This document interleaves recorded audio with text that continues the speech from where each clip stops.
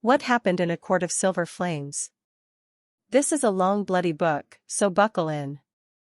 I've tried to keep it as concise as possible, because chances are you'll want to reread A Court of Silver Flames anyway. Prologue. Nesta is thinking about the cauldron and fire and darkness and stuff. It's all very emo until she burns through the darkness. Fair sends Cashin over to Nesta's apartment. Cashin tells Nesta to sort herself out and get ready to go over to Fair's place. Nesta heads to Fair's room, only to find Rhysand and Armin already inside. Of course. There's an argument between the inner circle. Fair puts her shield up, just in case Nesta loses it. Cashin tells Nesta he's taking her to the Illyrian mountains to train. Nesta is displeased, but when she is threatened with being returned to the mortal realm, she agrees to go to the House of the Wind. Nesta asks to speak to Fair alone. Rhysand waits in the corridor.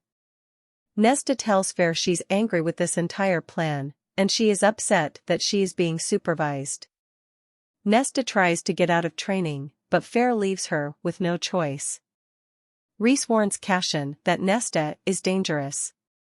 They discuss her powers, which they don't really know much about. Cashin wonders if Nesta even has powers since the cauldron broke. Cashin is super lonely, is what I got from this entire conversation. Cashin goes to see Mor, who was sent to Valahan to set up a treaty with the king. It didn't work out because the humans are problematic, so Mor is now back. Mor says Valahan isn't interested in peace. She tells Cashin he should visit a mortal queen called Vasa, who might be useful. Nesta contemplates marriage a little bit. Nesta refuses to eat anything at breakfast until Cashin forces her to. Nesta also refuses to train. Mor comes to get the angry pair. Nesta heads to the library and helps organize it. Genuinely sounds like a fun job tbh. Mor takes Cashin to the human realm to see Vasa. On the way, Eris tells Cashin some of his soldiers went missing while on patrol. An unknown scent was detected at their last known location. Cashin and Vasa discuss the human queens, who are apparently about to start something. Vasa suggests that Brylin used the cauldron to gamp powers, and it's probably her who's about to start a war. Brylin also looks like an old lady.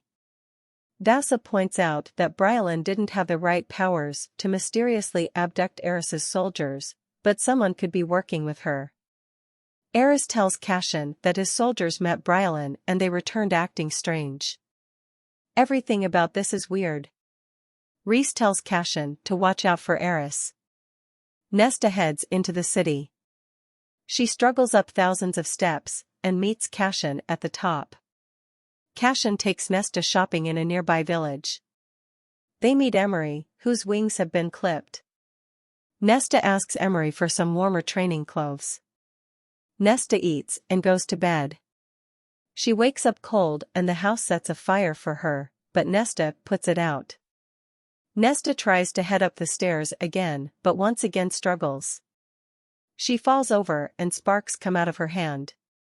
Nesta heads to the library again but is unable to enter because the door won't open for her. Cashin realizes that Nesta felt self-conscious, and so takes her to an isolated training ground away from everyone else. Cashin and Nesta gently train for a bit. Nesta goes back to the library and bumps into Gwyn. Gwyn is looking for a book about the Great War. She gave Meryl Volume 8 instead of 7 and is freaking out, thinking Meryl will kill her for her error. Nesta gets the correct volume for Gwyn and takes the book to Meryl. More training. Cashin and Nesta get talking and they're able to not argue for a bit. Cashin and Rhysand meet with Eris and talk about his father, Baron. The human queens are a hot topic of conversation too. Nesta makes it up 150 steps. Only 9,000 or so more to go. Gwyn and Nesta meet in the library again. They chat about Nesta's training. Cashin and Nesta discuss Bryaxis, who once lived in the library but escaped. They also discuss how to become an Illyrian. You have to survive the blood rite on a sacred mountain. Ellen and Nesta discuss Nesta's situation. Ellen thinks Nesta is miserable and should cheer up. Nesta blames Ellen for their father's death. Nesta summons her silver flames. Ellen asks Rhys to let her go home. Nesta and Cassian get it on before Cassian goes off to meet with Osriel.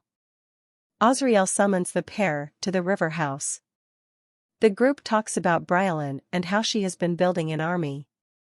She allied with Baron. Her goal is to find the cauldron again so she can turn back into a youngster. Koschei, an immortal, has teamed up with Brylin too. Osriel suspects the pair will be after 4 trove items, and they already know where 3 of them are: the mask, for raising the dead, the harp, for opening doors, and the crown, for influencing. Ellen wants to help them find the trove.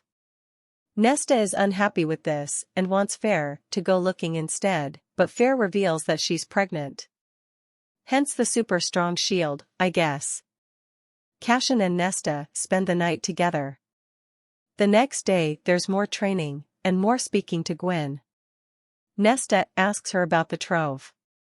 Gwen says she'll try to find out some info.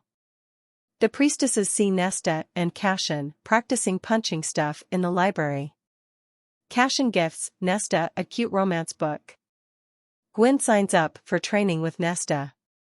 Nesta goes shopping after their first session. Nesta bumps into Emery's cousin, Bellius, who taunts Emery. Nesta and Emery have lunch together. They talk about their pasts and spices and stuff. Nesta invites Emery to training, but Emery declines the invitation. Cassian is sad that Eris called him names. Nesta becomes angry on Cassian's behalf and they get it on again. Osriel interrupts because he has the funniest timing. Cassian goes to inspect the army and deliver spices to Emery on the way. Emery comes to training. The inner circle discuss Nesta again. They need her to start looking for the trove items, and quickly. Meryl finds out that Nesta swapped the books. There's an argument. Gwen reveals that one of her grandparents was a nymph. 3 more priestesses attend training. Nesta tries to scry but doesn't find anything. Except her body lights up in silver fire. Rhys and Osriel help her out and enter her mind. Nesta passes out. Rhys tells Cassian that the baby will have wings. He's worried that Fair or the baby will die during the pregnancy or childbirth. Cassian and Rhys spar, and Cassian gains a split lip. Cassian tells Nesta about the baby's wings. Nesta scries again. This time, the air goes cold. Nesta gets wrapped up in whatever is happening and Cassian has to break her out of it by kissing her. Because of course. Nesta came up with a location, though. The Bog of Orid, which sounds like something from Doctor Who. Cassian, Nesta, and Osriel head to the bog. The water is black and is devoid of life. Osriel vanishes. Nesta and Cassian search for him, but instead find Eris's soldiers. Cassian continues to search for Osriel while Nesta waits in a tree, except Nesta starts to hear a voice that tells her to run. So she does so. Nesta sees her reflection with black eyes. An arm reaches out of the water and tries to drag Nesta in. It's a Kelpie. Cassian fights off some soldiers, helps Osriel, and goes back to Nesta. He realizes she is gone from the tree and goes looking for her.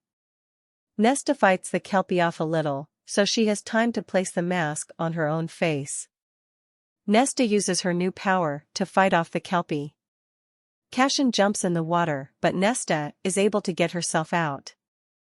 The group brings Eris's soldiers back with them. They seem to have been enchanted and didn't know what they were doing. It's highly likely.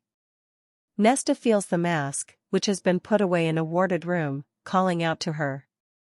Rhys says the Kelpie was speaking an ancient language. Cassian brings Nesta some food and there's more steamy stuff. More priestesses join Nesta for training.